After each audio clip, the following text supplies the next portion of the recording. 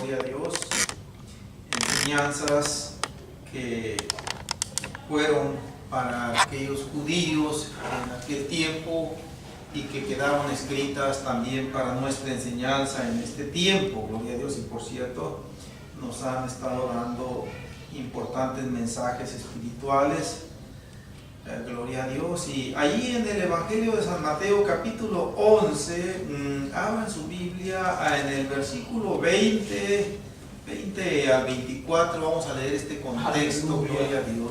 Dice así en el nombre del Señor Jesús.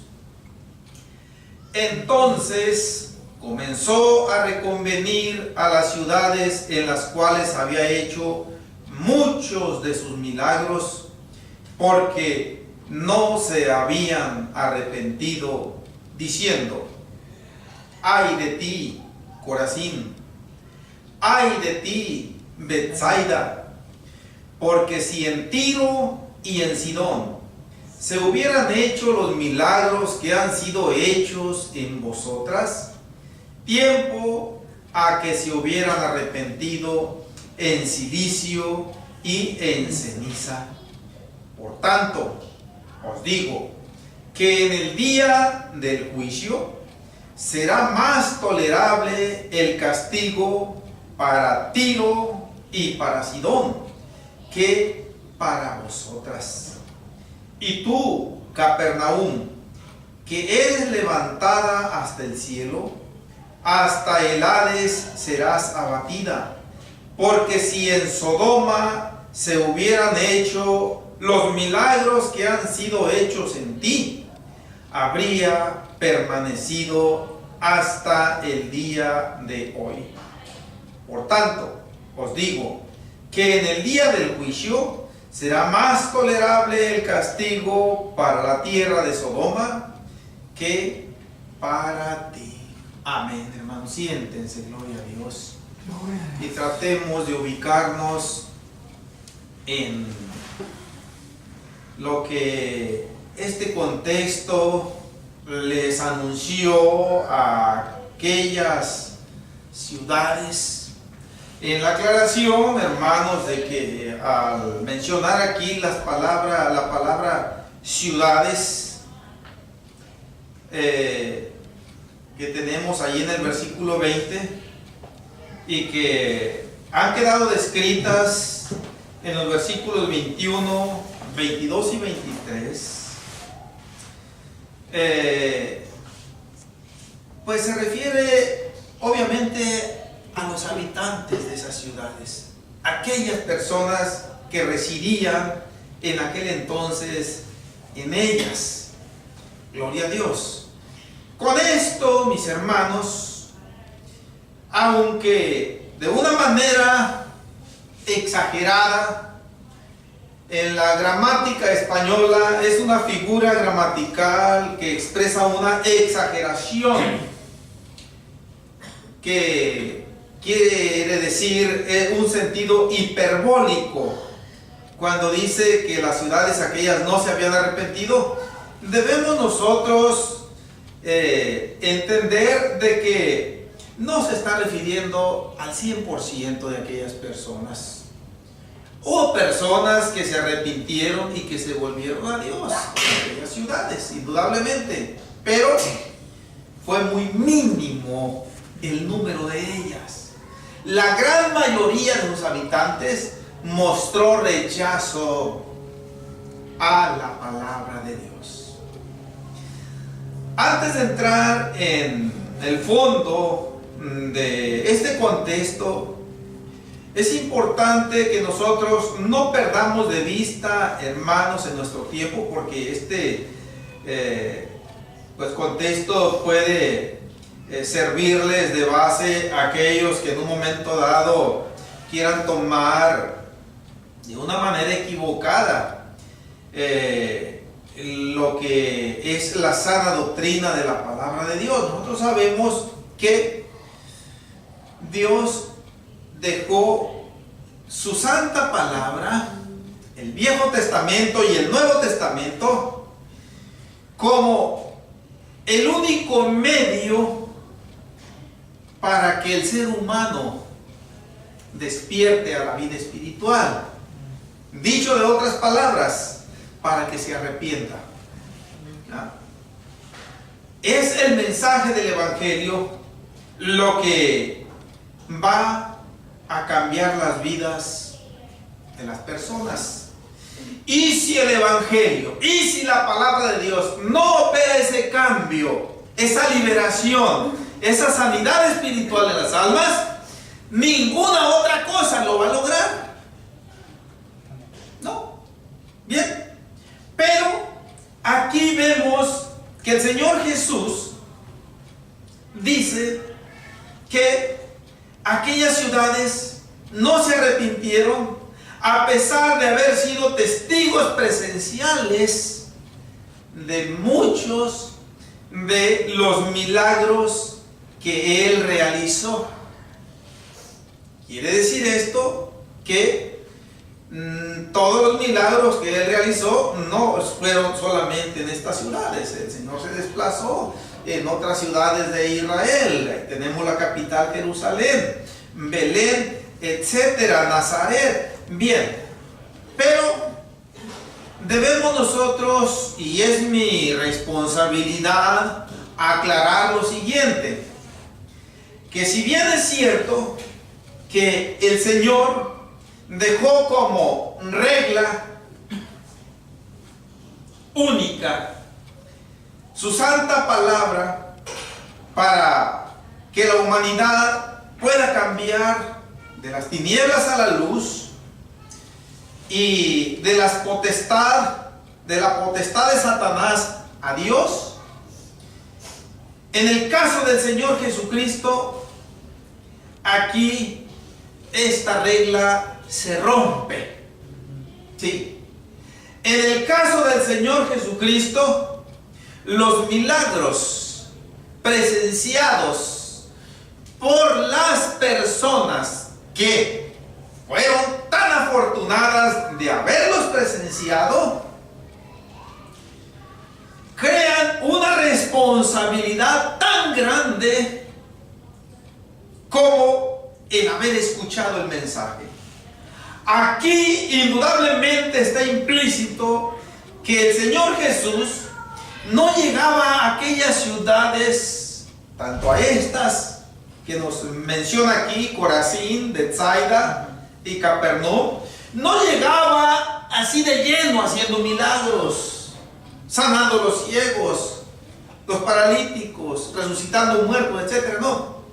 Él primeramente los inducía a través del mensaje del Evangelio a un arrepentimiento. Pero a Él le plació para dejar un testimonio bien acreditado para aquella humanidad que fue testigo de su ministerio,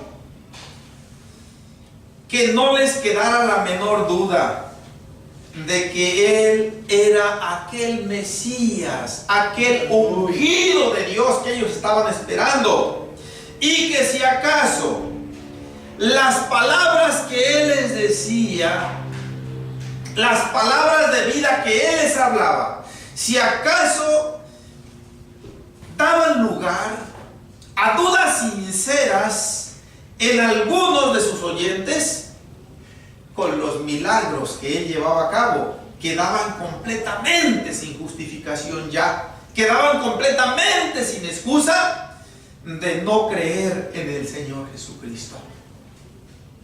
Bien, en este tiempo, ciertamente los milagros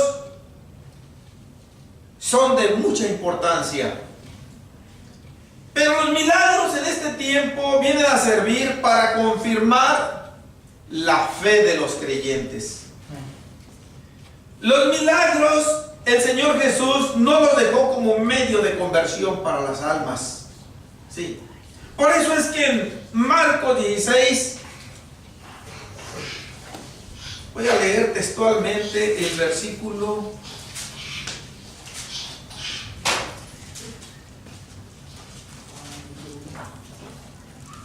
16. 17.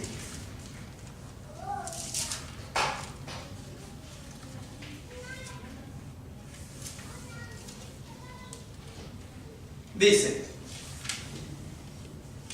Marcos 16, 17, y estas señales seguirán a los que creen.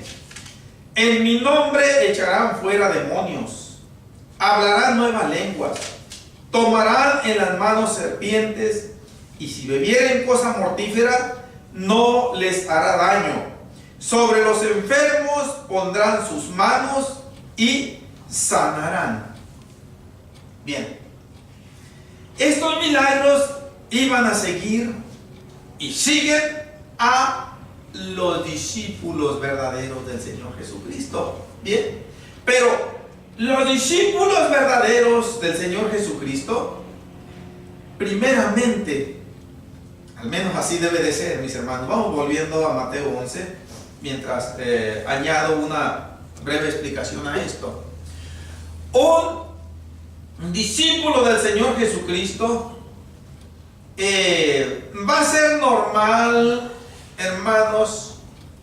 De hecho, a mí me ha tocado, he tenido esta experiencia, y pienso que todos aquellos que están inmiscuidos y comprometidos en el ministerio del pastorado o de la predicación de la palabra de Dios, y cuyos ministerios están debidamente acreditados y autorizados por el Señor en su iglesia, vamos a recibir el pedimento o la invitación de hermanos o de gente inconversa para que vayamos a orar por alguna persona enferma, para que vayamos a orar por alguna persona endemoniada, o simple y sencillamente para que vayamos a dar el mensaje de la palabra de Dios a alguna familia o a alguna persona. Pero cuando se trata de ir a orar por algún enfermo o por alguna otra necesidad, cualquiera que sea, primeramente debemos darle lugar. Por eso yo les dije, así debe de ser, debemos darle lugar al mensaje de la palabra de Dios. Sí. E inclusive, cuando somos los responsables de impartir el mensaje del Evangelio en un funeral, no es correcto, y no es porque esto sea malo, pero no es correcto que el mensaje verse sobre aquella persona que ya falleció. No está por demás mencionar algunas palabras alusorias a la situación que debe tener, ¿ya? En el sentido de aclarar que en Dios está la situación de tal persona. Lo que hizo en vida, lo que no hizo en vida, lo que él logró hasta dar su último respiro, hasta ahí Dios le va a llamar a cuentas para retribuirle y asignarle el lugar en donde va a pasar la eternidad. Pero más o menos hasta ahí debe llegar. Generalmente, y esto es triste, de que el predicador en un funeral, estoy en un paréntesis de esos que acostumbro yo a abrir, afirma con certeza, categóricamente, que la persona que está dentro del ataúd está en el cielo, ¿no? Independientemente de la vida que haya llevado. Y eso no nos compete a nosotros. Ciertamente, el apóstol Pablo, por ejemplo, llegó a decir de algunos hermanos, no de muchos, ¿ya?, que sus nombres estaban escritos en los cielos. Pero fueron palabras muy especiales que Dios puso en ese varón, que Dios afirmó, autorizó. Pero en este tiempo regularmente, salvo que Dios también intervenga de una manera sobrenatural especial, nosotros no debemos afirmar, por muy allegado que sea consanguíneamente, familiarmente la persona que está ahí, se fue con el Señor, ¿no? O algo también contrario, o se fue a la condenación. No. ¿Por qué? Porque nosotros no sabemos, nosotros no vemos más allá de lo que está delante de nuestros ojos. Es el Señor el que sabe en dónde se encuentra realmente aquella alma que se separó de ese cuerpo. Y nosotros no. Entonces, más que nada, el mensaje que nosotros debemos dar es en el sentido de dirigirlo a los presentes, a los asistentes. Es una buena oportunidad para hablarles del Evangelio y, ¿por qué no?, aprovechando el momento de que, así como vemos esa escena, un día nosotros vamos a ser parte de ella. Y es precisamente para lo cual nosotros debemos apercibirnos y prepararnos para cuando demos el último respiro. ¿Sí? Como alguien dijo, cuando yo vine a este mundo, dice, todos sonrieron. No sé si esto se materialice en la madre. La madre acaba de pasar por serios dolores muy profundos y no sé, pero es muy probable que también esboce alguna sonrisa de ver a su criatura que acaba de nacer, ¿ya? Pero todos los demás se sonríen de que un bebé llegue, un nuevo ser humano a este mundo. Dice, pero el único que lloró fui yo. Dice, cuando se llegue el momento de mi partida, quiero que sea todo lo contrario. Dice, que todos se queden llorando y que yo parte sonriendo.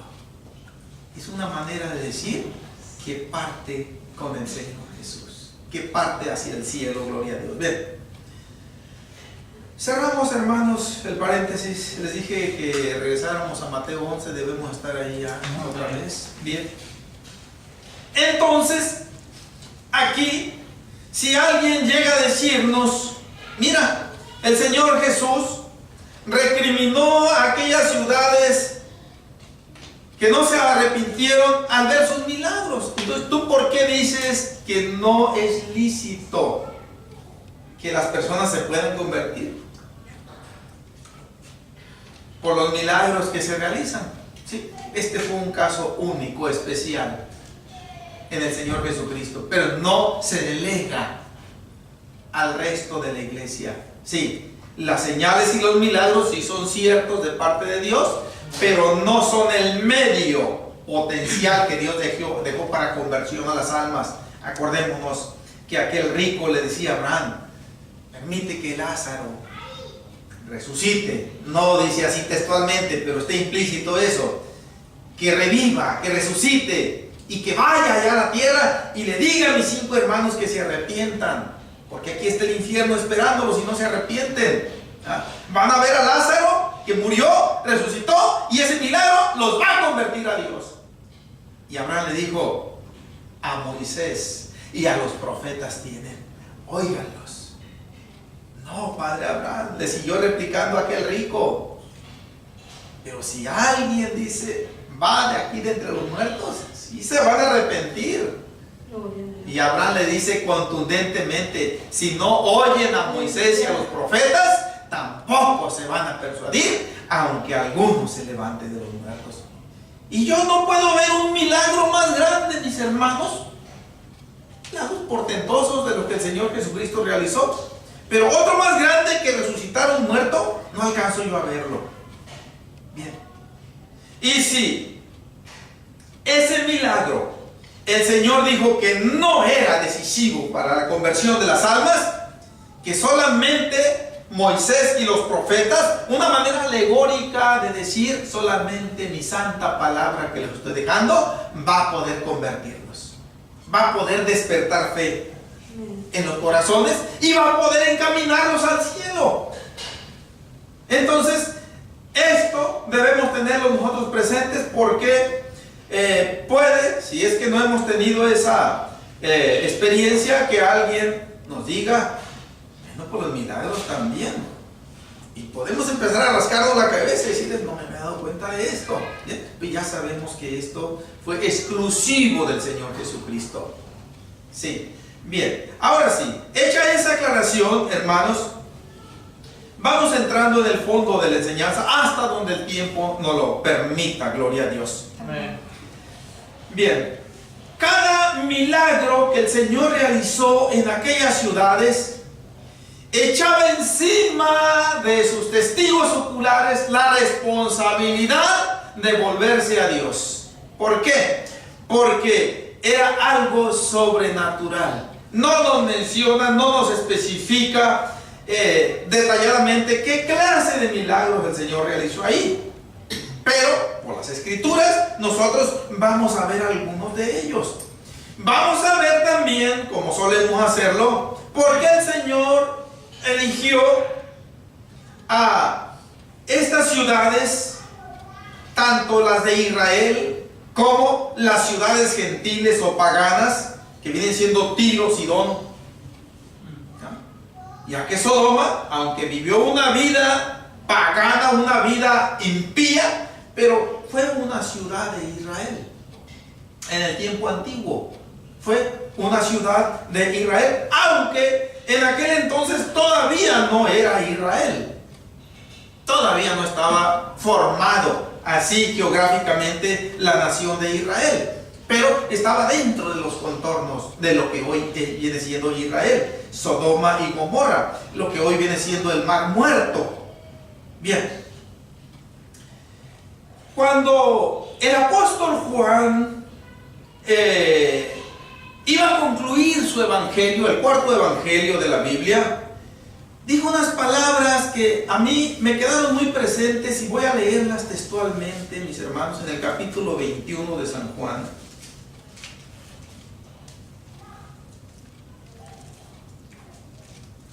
El último versículo, que es el 25, dice, San Juan 21, 25. Y hay también otras muchas cosas que hizo Jesús, las cuales si se escribieran una por una, pienso que ni aún en el mundo cabrían los libros que se habrían de escribir. Amén. Y punto final. Y ahí termina el cuarto evangelio, el evangelio de San Juan.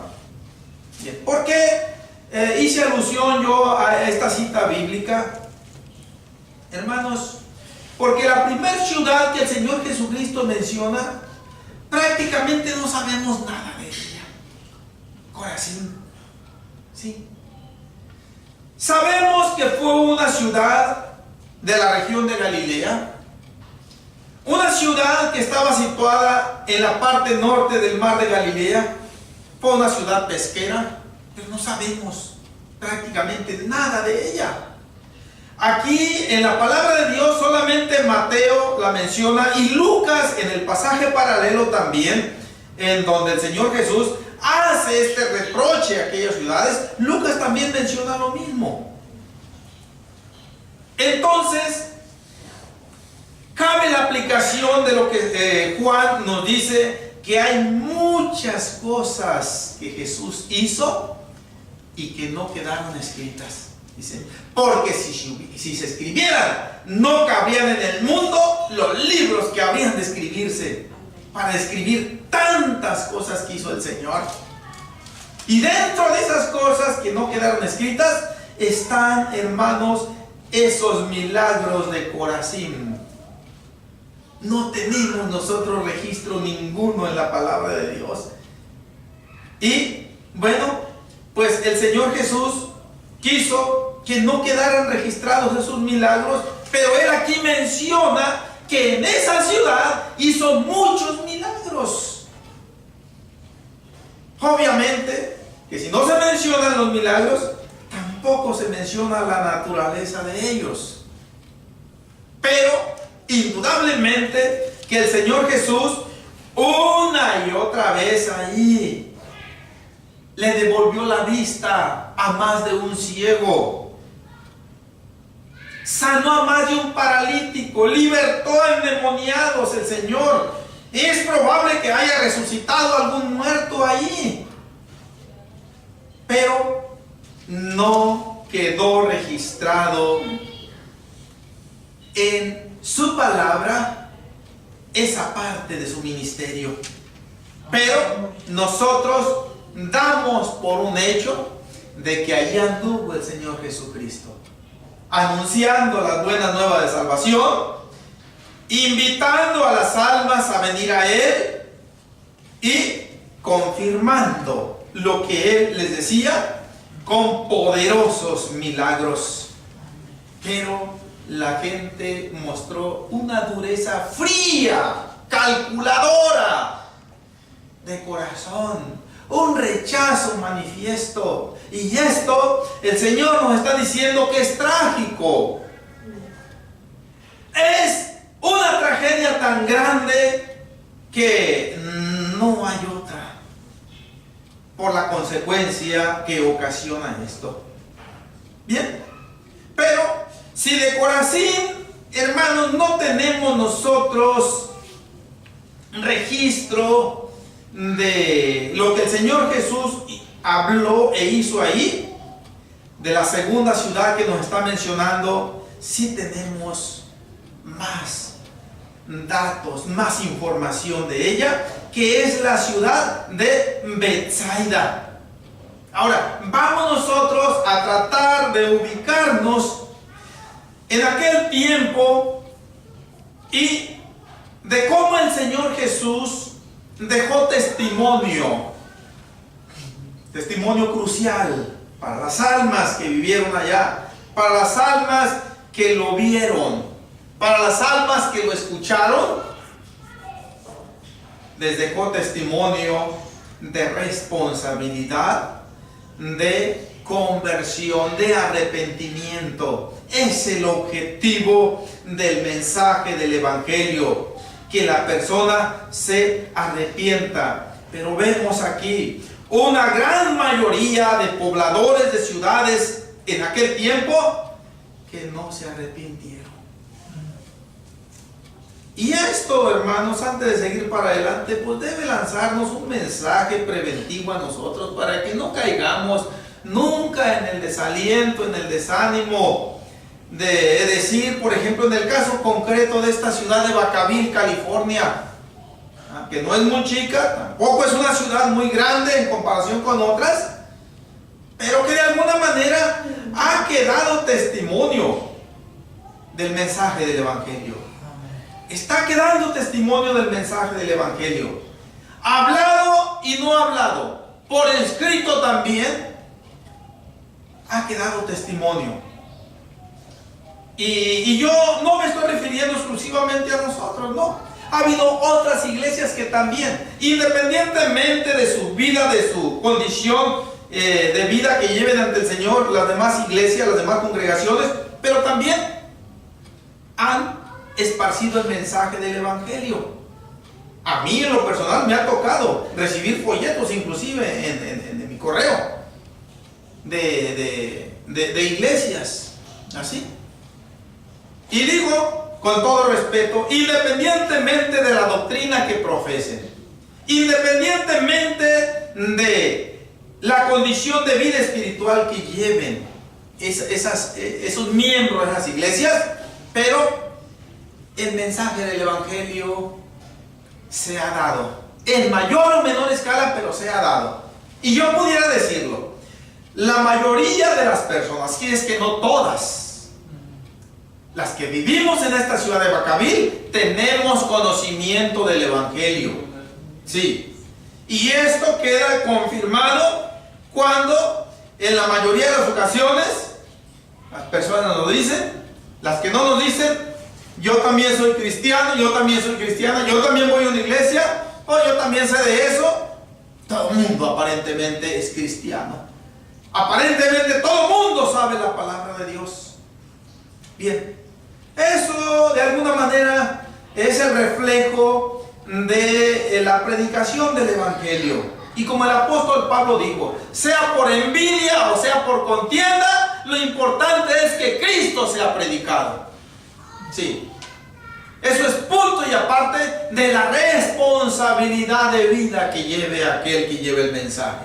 No por llevar el mensaje tenemos asegurada la salvación. No.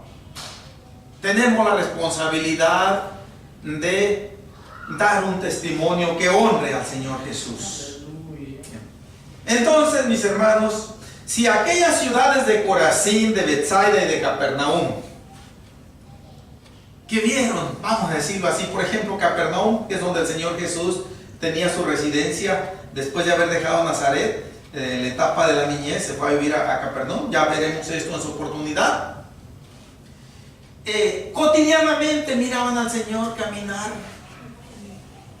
lo escuchaban hablar, realizar milagros, y eso no era algo común, como estar escuchando ahorita este predicador, como estar escuchando ahorita cualquier otro elemento humano predicar la palabra.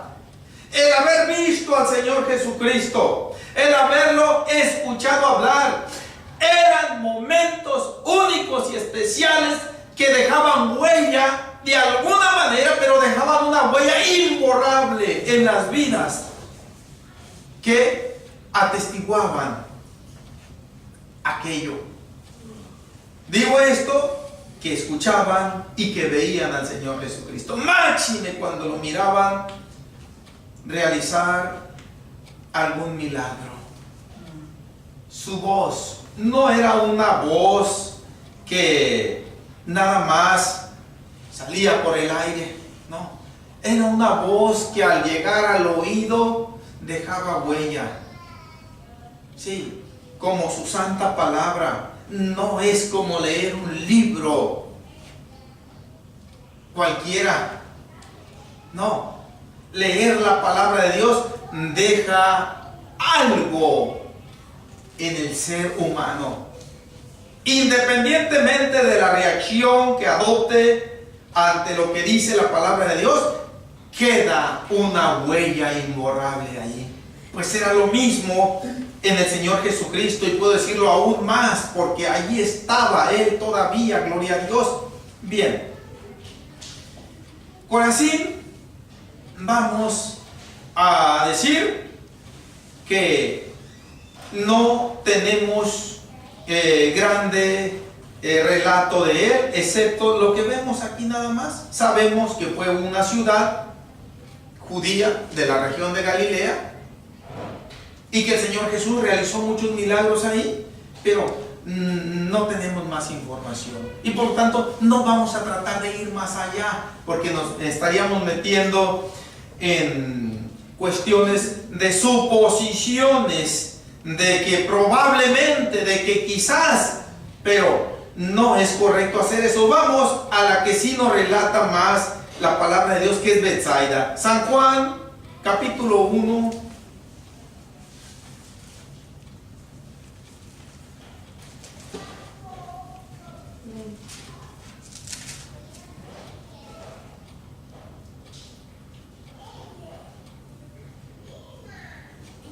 Versículos 43 y 44.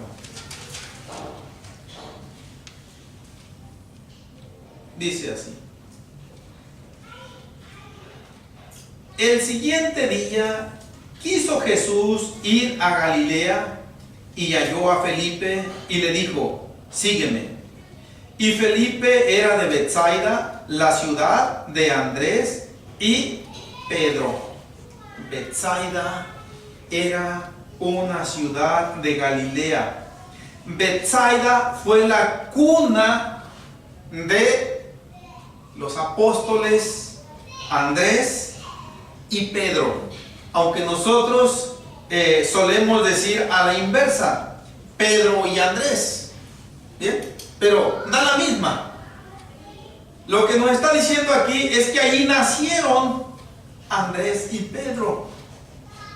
Con esto nosotros no tenemos por qué dar por un hecho de que ahí vivieron siempre. No. Ellos se cambiaron, pero ahí fue donde vieron la luz de este mundo, en Betsaida. Es lo que nos dice aquí el texto. Ahora vamos entrando, hermanos, más de lleno en el tema que nos ocupa, los milagros del Señor Jesucristo. Vamos a Mateo capítulo 8.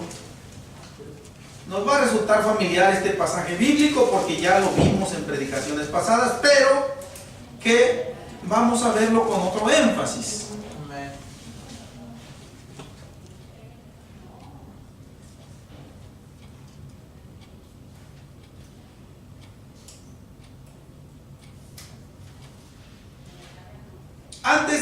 Antes, mis hermanos, discúlpenme, aquí en el capítulo 4, ahorita vamos aquí al capítulo 8. Primeramente, el capítulo 4. Un dato muy importante que debemos tener en cuenta, dice así, aquí mismo en Mateo, versículo 13, solamente.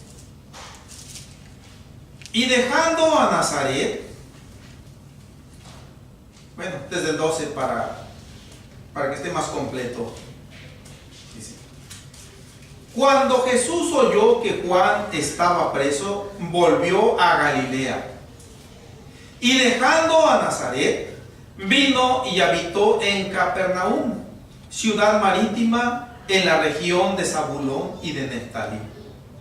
Bien, Capernaum fue la ciudad en donde el Señor Jesús residió, en donde el Señor Jesús, una vez que inició su ministerio, designó como su lugar de residencia Capernaum. Bien. Ahora, de Capernaum, el Señor Jesús se movía a las aldeas y ciudades que estaban ahí de vecinas, pero volvía otra vez a esa ciudad. Gloria a Dios. Ahora,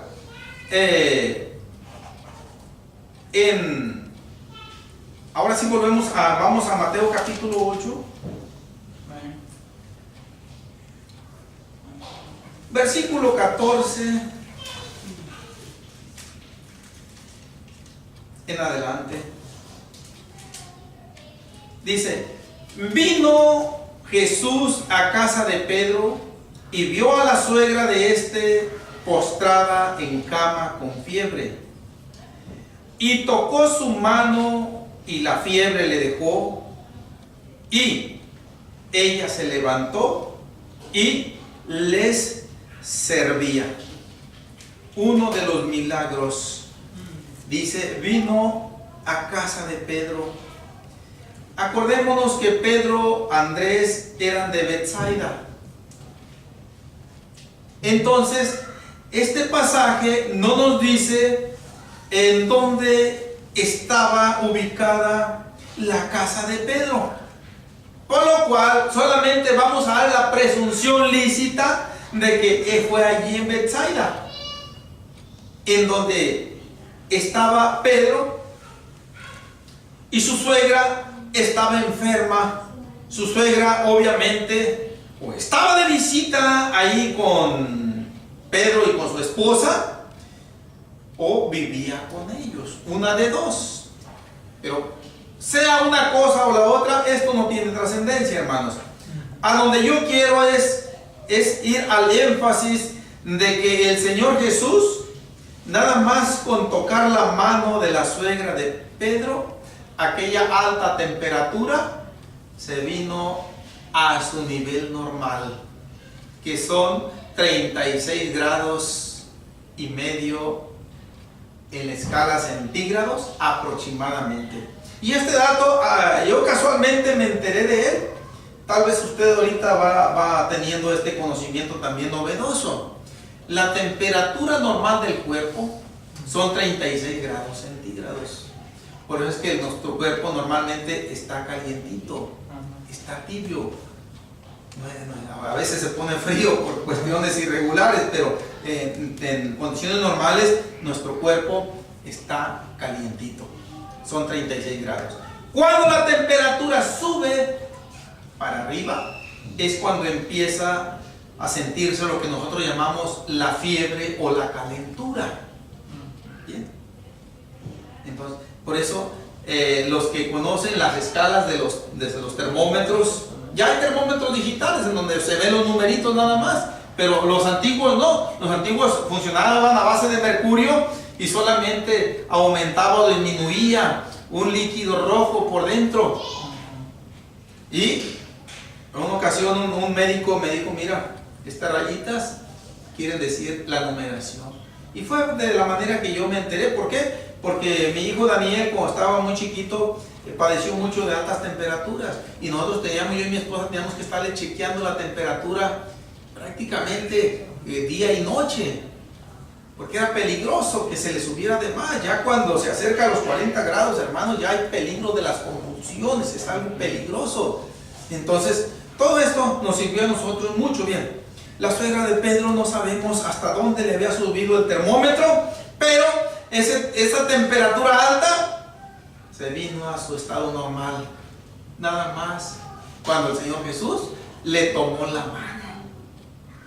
Hermanos, yo aquí quiero, de una manera permitida por Dios, tratar de ir a la vivencia invisible de aquel acontecimiento. ¿Cómo es que la suegra de Pedro, por cierto, su nombre quedó completamente anónimo, como también el nombre de la esposa de Pedro, no se menciona, no son necesarios para nuestra salvación? ¿Cómo ella sintió, no sé,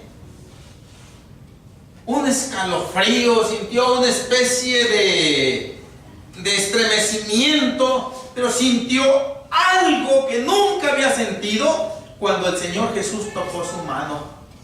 Una de las cosas es que aquella fiebre se desvaneció.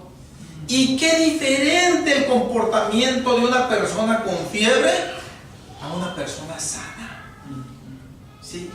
Una persona con fiebre, mis hermanos, o casi con cualquier otro tipo de enfermedad, nada más acostada, desganada, sin ánimo de comer, sin ánimo de hacer el negocio, sin ánimo de hacer absolutamente nada. Pero qué diferente es la vida, gloria a Dios. Amén. Y esta es una figura que tiene un mensaje espiritual. Qué diferente es la vida cuando el Señor Jesús llega y toca, gloria a Dios. Cuando el Señor Jesús llega y toca, todo cambia. Para empezar, ese estado de salud. Pero también se van un montón de males, hermanos. Cuando el Señor Jesús llega y toca, se van horrendos pensamientos de nuestra mente. Cuando el Señor Jesús llega y toca, se van desalientos. Cuando el Señor Jesús llega y toca, se llega a sentir asco por el pecado. Se llega a sentir asco por cualquier vicio. Cuando el Señor Jesús llega y toca, viene e invade la vida un temor de Dios, pero sobre todo una vitalidad, tanto en el ámbito espiritual como en el ámbito físico. Y esto es lo que vemos nosotros reflejado en la suegra de Pedro. Y ella se levantó y le servía. Era lo último que ella hubiera querido hacer cuando estaba padeciendo de aquella fiebre. ¿Sí? En aquel entonces, mis hermanos, normalmente pues no se vivía de acuerdo a como hoy vivimos nosotros. Nosotros como hombres, ya principalmente en este país, pues tenemos que prepararnos muchas veces nuestros alimentos. ¿Sí? Yo tengo que ahí hacerme mis guisos. Ya me resigné a que mi esposa regularmente no es porque no quiera, porque no tiene tiempo y no tiene en ocasiones fuerzas. Y yo la comprendo. Pero en aquel entonces no. En aquel entonces era la mujer la que tenía esta responsabilidad. Pero aquella mujer no tenía ánimo para ello. Llega el Señor Jesús, la sana y cambia totalmente en todos aspectos aquella vida, gloria a Dios. Ahora, pero no se detuvo ahí el Señor Jesús. Esto obviamente sucedió de día, porque en el versículo 16 dice: y cuando llegó la noche, trajeron a él muchos endemoniados, y con la palabra echó fuera a los demonios, y sanó a todos los enfermos. Esto último nos está diciendo que aparte de liberar a personas poseídas por demonios, sanó otras muchas enfermedades. Y hermanos, esta fue una noche de celebración para muchos. En aquella ciudad había un lamento, un sufrimiento extremo de aquellos que estaban siendo esclavizados por el diablo. Sí, esto es algo terrible. Pero también había un sufrimiento grande porque otros tenían muchas enfermedades. No hay detalles aquí de qué clase de enfermedades. La cuestión, hermanos, es que aquella noche volvieron a casa muchos enfermos que ahora ya no estaban enfermos, que ahora estaban sanos, que ahora eran otras personas muy diferentes, y que todo se lo debieron a la intervención del Señor Jesús. Olvidar esto, mis hermanos, es hacer uso de una ingratitud maligna. No por nada, cuando el Señor Jesús dice: ay de ti, Corazín, ay de ti, Betsaida, ese ay es un ay que conlleva una maldición. Es un ay que conlleva una tragedia. Es un ay que no se detiene solamente a un mensaje de dolor, sino que conlleva una maldición por no haber valorado, por no haber apreciado, por no haberse arrepentido al ver aquellas señales contundentes que les decían a aquellos judíos: Dios está aquí con nosotros. Como dijo Mateo en 1:23, es Dios con nosotros. El Señor Jesucristo es Dios mismo con nosotros, y allí estaba evidenciándolo. Pero aquellas personas, en su gran mayoría, tal vez durante un pequeño periodo de tiempo, adoptaron alguna gratitud. Es probable, no lo sabemos, pero no pasó mucho tiempo cuando volvieron a encauzarse en su vida rutinaria que llevaban antes, y se olvidaron por completo del beneficio recibido del Señor. Y vamos a continuar, hermanos. Hay un mensaje al final de todo esto que vamos a dejarlo al final, gloria a Dios. El Señor Jesús, como vimos ya en la lectura de los versículos en Mateo 11, hace alusión al día del juicio también. Y hace alusión al día del juicio por no haberse arrepentido. Ya vamos a reservar esto para el mensaje final. Vamos a estar viendo, gloria a Dios, la magnitud de los milagros que nos relata la palabra de Dios, y de esa manera vamos a visualizar y entender de por qué el Señor Jesús lanzó este serio reproche a aquellas ciudades. Vamos orando, mis hermanos, antes de